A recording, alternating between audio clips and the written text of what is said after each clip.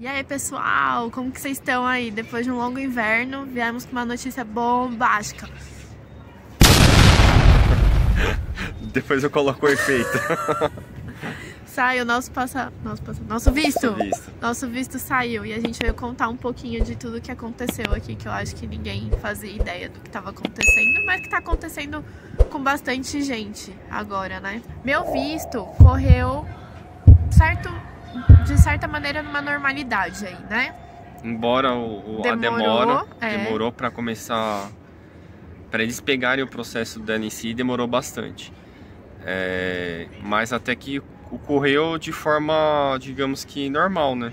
Eles solicitaram pendência, depois a gente teve vacilo nosso também. Depois, quando eu gravei o vídeo dos vistos, eu vou até... É porque agora tá com tanta mudança, eles estão mudando tanta coisa com tanta velocidade que nem compensa eu fazer um novo vídeo de um assunto específico, que é só sobre...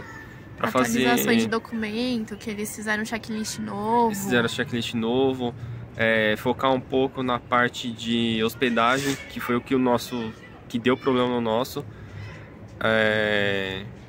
Mas a gente fala rapidão aqui o que aconteceu, né? A gente vai falar de forma resumida. Mas assim, pessoal que tá dando entrada agora, no site da VFS tem um checklist, eles atualizaram o checklist, então no vídeo anterior que o Ale explicou sobre isso, né, é bom se atentar a isso, entrar no site da VFS e olhar, parece que imposto de renda, né?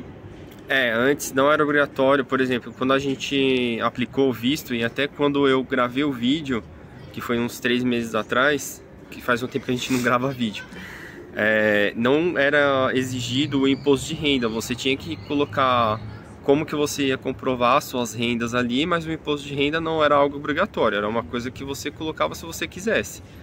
E agora ele está explícito ali no formulário do checklist que tem que colocar o imposto de renda. Então acho que é algo que é melhor. É bom dar uma olhada como é que tá o checklist agora antes de fazer, né? Mas nada que tenha mudado assim, nossa, mudou radicalmente, não.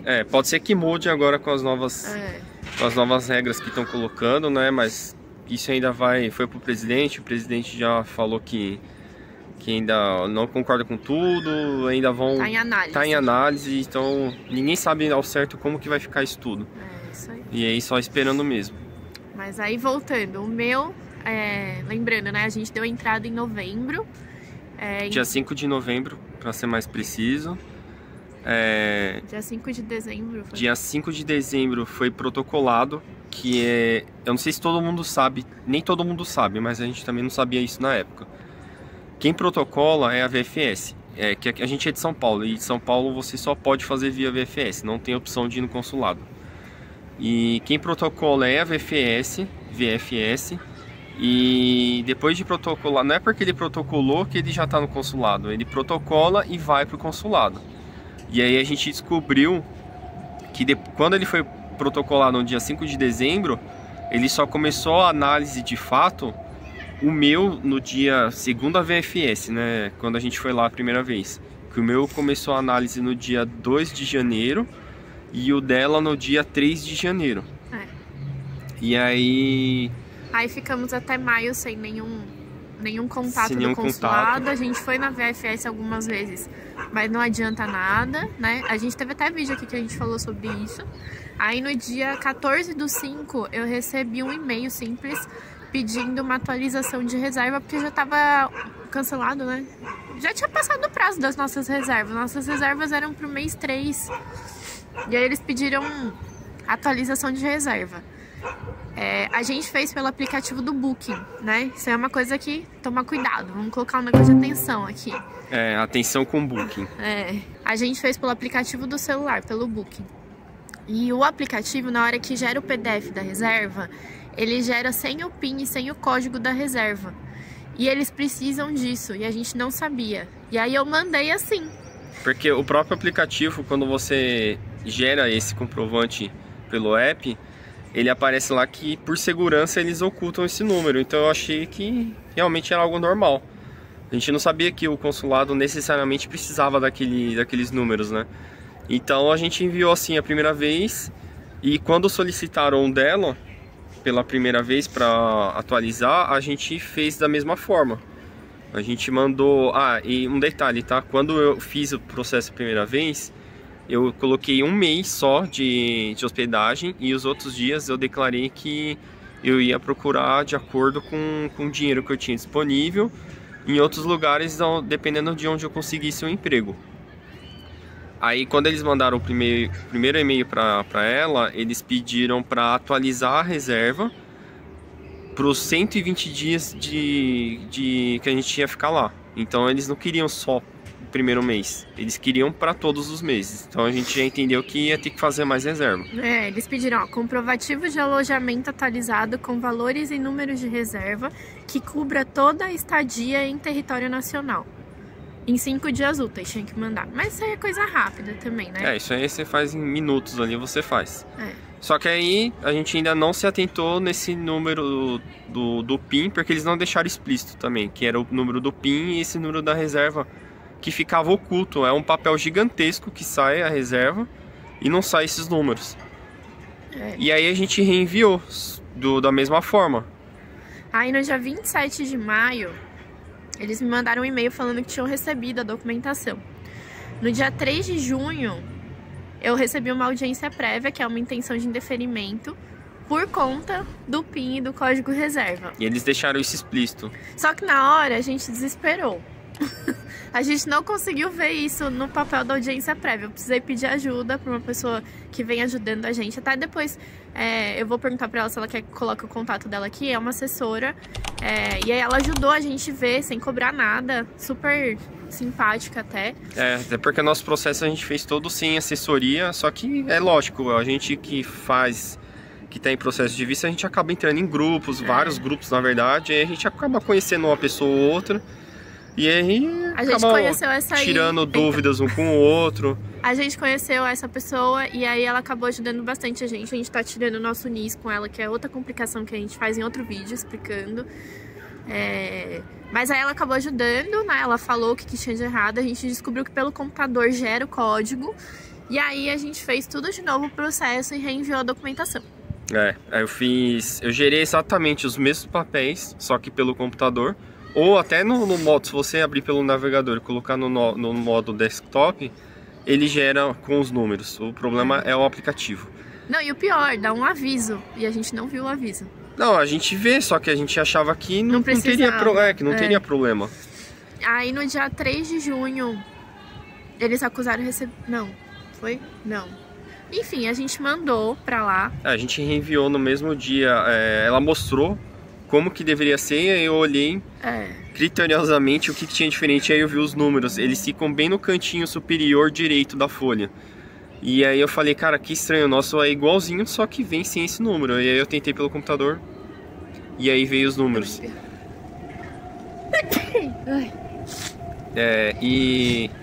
Enfim, a gente tirou todos os papéis de novo, os mesmos que a gente já tinha feito. E colocou, por segurança, a gente achou mais prudente colocar as alterações, porque como já tinha passado novamente as datas, um hotel eu só reagendei a data, então ele continua com o mesmo PIN, continua com o mesmo número de tudo, só que só altera as datas. Então acho que isso aí eu nem precisava ter mandado, porque acho que eles têm rastreabilidade. Teve um outro que não tinha data disponível, então eu tive que cancelar e marcar um outro.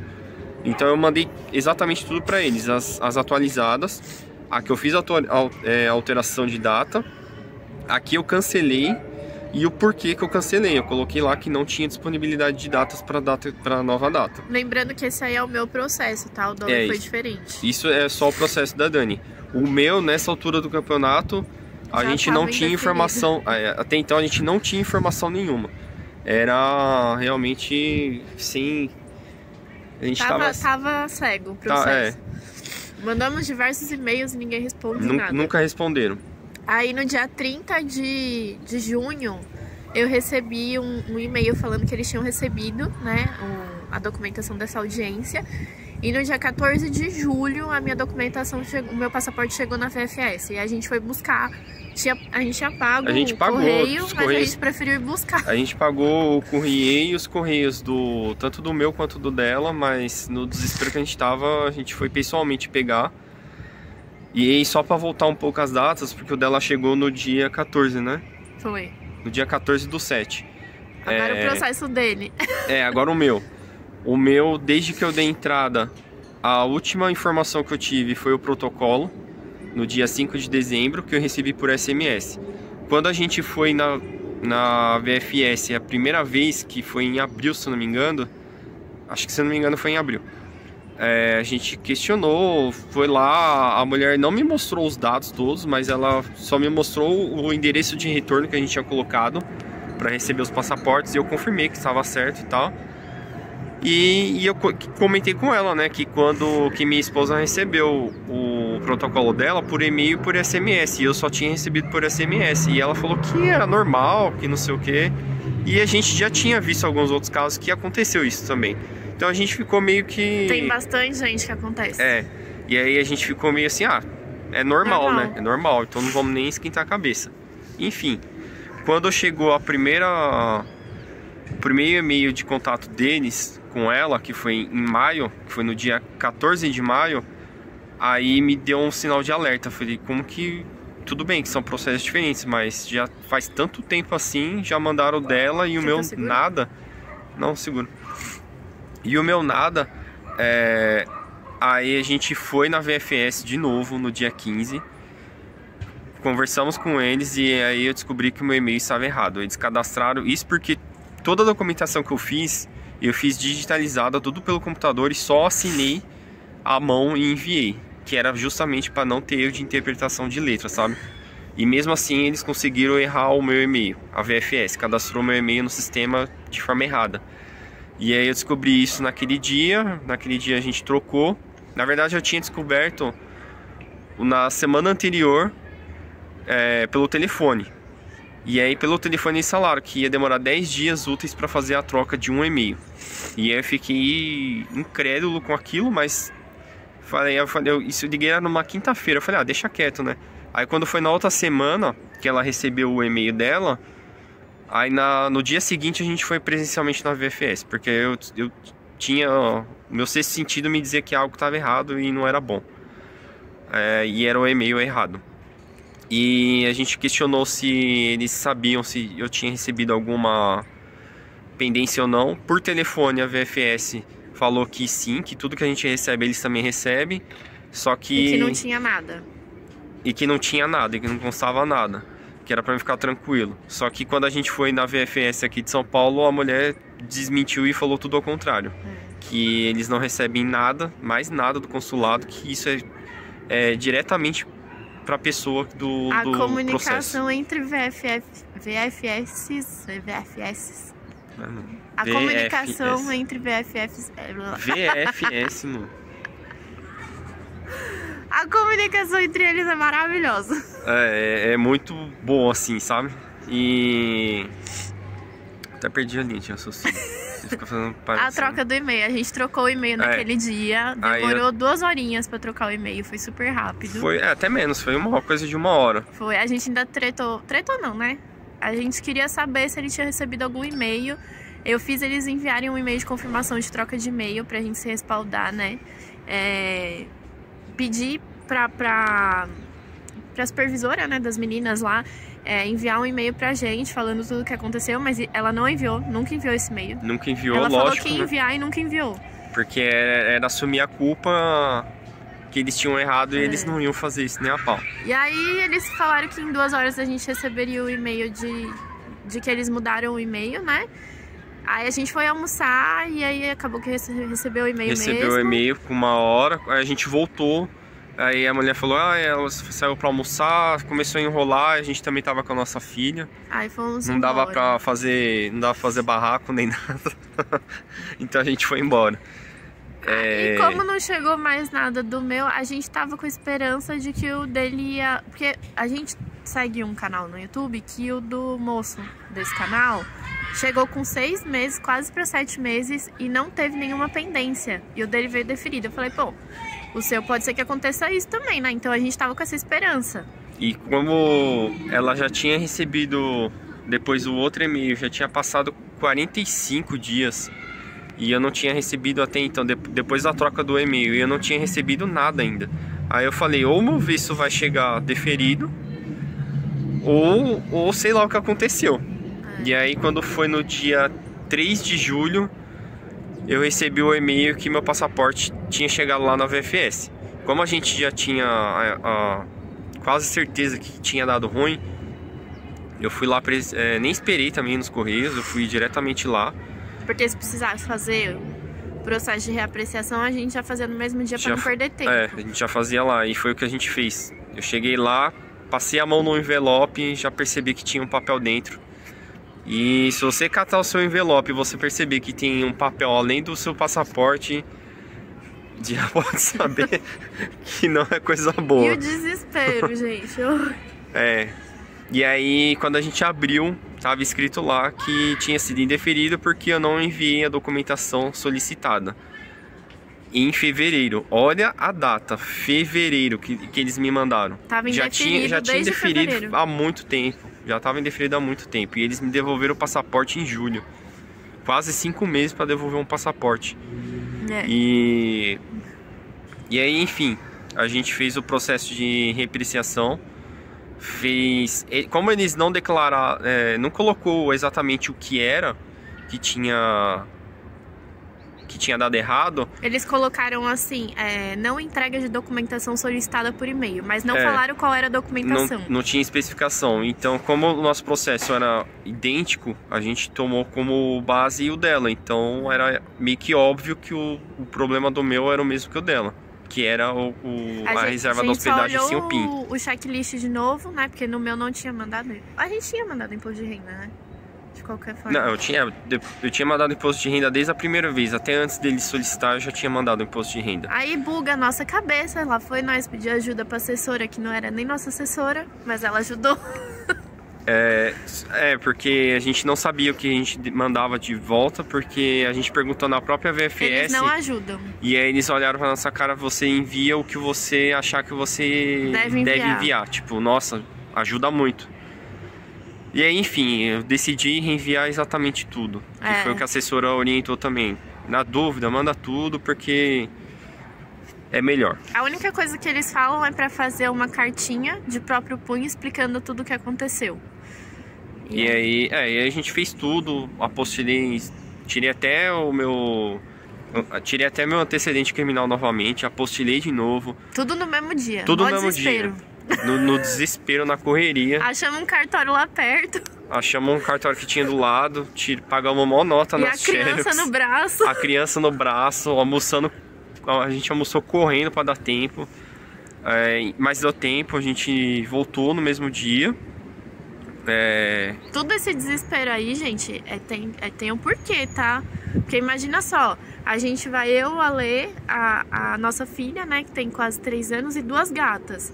Imagina se eu tivesse que ir sozinha. Eu, obviamente ela iria comigo, porque não desgruda, né, eu sou mãe, e uma das gatas. Eu ia ter que prestar atenção na criança, no gato, na mala. Então, a gente meio que entrou em pane. Fora que, assim, eu já não gostaria de ir sozinho se eu tivesse que ir. E na real, mas eu vou falar no fim. Mas eu não gostaria de ir sozinho se tivesse que ir. Mas se não tivesse opção, infelizmente a gente não pode perder a oportunidade. Até porque se sair o visto e a gente não ir, você só pode solicitar de novo depois de 1 ano. E aí a bola só vai aumentando, a bola de neve, né? Bom, enfim, reenviamos tudo no dia 3 mesmo, que era uma quinta-feira. Aí o meu chegou dia 14. Calma. Na segunda-feira eu ainda não tinha recebido o meu protocolo, porque eles falaram pra mim que sexta-feira, amanhã mesmo a gente já protocola e já envia. Deu sexta-feira, não recebi o protocolo. Deu segunda-feira de manhã, não recebi o protocolo. Na hora do almoço eu fui lá. Aí no mesmo dia, tá aqui seu protocolo. Me deram meu protocolo e me deram um outro número de protocolo, porque eles falaram que mudava. Só que aí eu fui consultar esse protocolo e a mulher falou assim, ó, pode ser que hoje você não consiga, porque eles ainda não vão dar baixa no sistema, talvez só amanhã. Aí tinha um feriado nessa semana, acho que do dia 9, era uma quarta-feira aqui em São Paulo, tinha feriado, era feriado só do estado aqui. E aí era na sexta-feira, ainda não tinha nada eu consultava, não tinha nada. Eu falei, meu, tem coisa errada, voltei lá na sexta-feira. Aí a moça da VFS falou que ela também pediu desculpa, porque ela também não sabia dessa informação, de que quando é repreciação, aquele protocolo que eles dão é só por segurança. Mas na verdade ele é meio que... O processo segue no escuro. O processo segue que na verdade com um número antigo. Só que quando você joga o número antigo, ele já consta como finalizado. Só que o consulado sabe que é o mesmo processo, eles não abrem um processo novo, entendeu? Eles só dão sequência. E que todo o processo de repreciação é assim. Não tem o que fazer. Você não consegue saber o que está acontecendo, até chegar. Até chegar, você fica naquela. Foi emoção até o último minuto. E aí a gente com aquele medo de...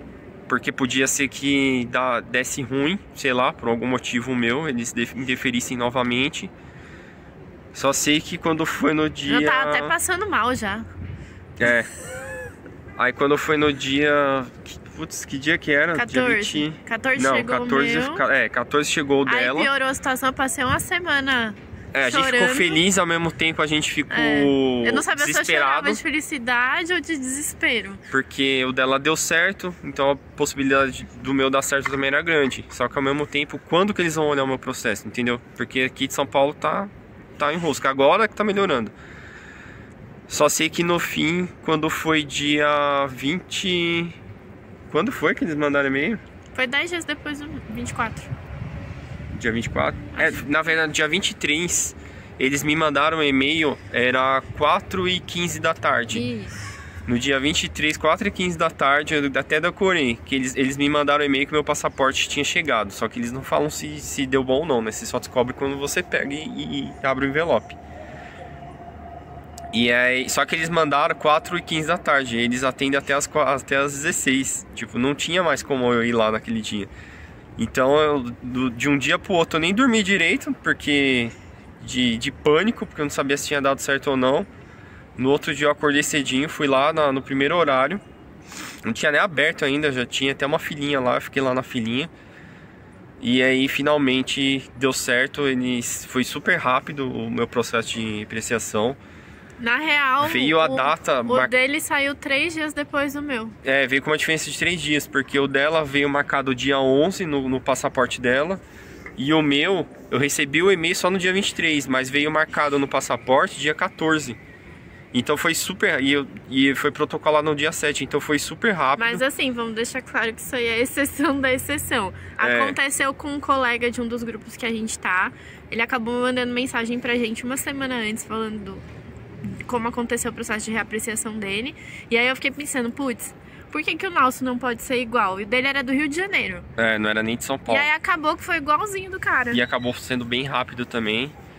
E aí agora sim a gente tá mais em paz, que agora a gente só tá esperando a data mesmo.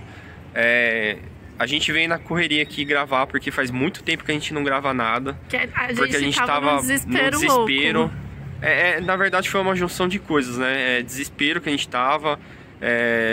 Eu tive problemas na minha família, a Dani também teve problemas dela pessoais, então a gente tava numa situação bem ruim. Falta de conteúdo, porque os conteúdos que a gente quer gravar agora, a gente quer gravar depois que chegar lá. A gente quer ter a certeza que as coisas estão dando certo, pra passar coisas certas pra vocês. Pra não ter erro. E é isso, é por isso que a gente demorou tanto tempo, que a gente ficou nessa agonia. Mas finalmente as coisas estão desenrolando, agora a gente já deu o OK pro relocation, já tá começando a busca de casa. E logo mais a gente traz mais novidades. A gente vai em setembro. A gente vai em setembro. Começo de setembro. Começo de setembro, então pode ser que a gente fique mais um tempinho sem gravar. Porque a gente vai mandar vídeo mesmo quando a gente chegar provavelmente lá. Eu não sei se a gente grava um antes. A gente vai ter o vídeo das gatas, né? Que eu vou terminar a documentação, que ainda não terminamos, né? Que é só 10 dias antes da viagem. Vamos gravar a viagem com as gatas, né? Falar como é que foi o relocation, né? A gente vai falar como foi o relocation, a experiência do relocation. Passar pra vocês se deu tudo certo, aí a gente indica. Tem algo que a gente tá vendo que provavelmente a gente vai fechar, que é sobre o carro. Eu vou contar mais pra frente. Se der tudo certo. São muitas novidades agora. Se der tudo certo, mas provavelmente eu faço vídeo lá também. Até pra mostrar e tal. E, eu lembrei que eu ia falar, que eu falei no meio do vídeo, que, assim, embora eu tava falando de ir sozinho que é ruim, embora tenha acontecido tudo isso, se no fim das contas tivesse dado tudo certo, no fim quem era pra ter ido sozinho era eu. Porque se meu processo tivesse saído em fevereiro, o dela foi... Eles olharam o processo dela só em maio. Eu já ia estar com meu visto em mão em fevereiro, no máximo ali em março, até eles terminarem meu processo. Porque março teve greve. Então, mas estavam recebendo porque era um processo que estava finalizado, entendeu? Só eles só não davam, não deram sequência no... começo de abril ele ia estar recebendo. Era bem provável ali no meio de março, até no março que teve greve, porque os processos que tinham sido finalizados antes da greve e só tava lá, eles estavam despachando, porque não entrou 100% de greve. Então era bem provável que eu recebesse no máximo em abril o meu visto. E aí se fosse esperar o dela e desse todo esse enrosco, era capaz de não ter dado tempo da gente conseguir ir junto. Então, e ela... No final das contas deu tudo certo. No final das contas deu certo. Passamos é aquela coisa, confia que uma hora vai dar. Que não é a mais, né? Que tudo é no tempo certo que é pra acontecer. Então no final das contas deu tudo certo. E a gente tá muito feliz que a gente vai junto. Que veio no tempo certo da gente contatar o relocation, porque corria o risco da gente ir ter que ficar em hotel. Porque o relocation precisa de um mês pra buscar o imóvel, né? Então, é isso aí, deu tudo certo, galera. É isso aí, tá bom? Aguardem os próximos passos, as próximas dicas que a gente vai dar. Não esquece de deixar seu joinha no vídeo. Se inscreve no canal, ativa os sininhos para receber novas notificações, que agora sim vai ter novas notificações, que ficou um tempo mesmo parado. E é isso, mais alguma coisa? Era só pra contar novidades, gente. Tchau, pessoal. Oi, tchau.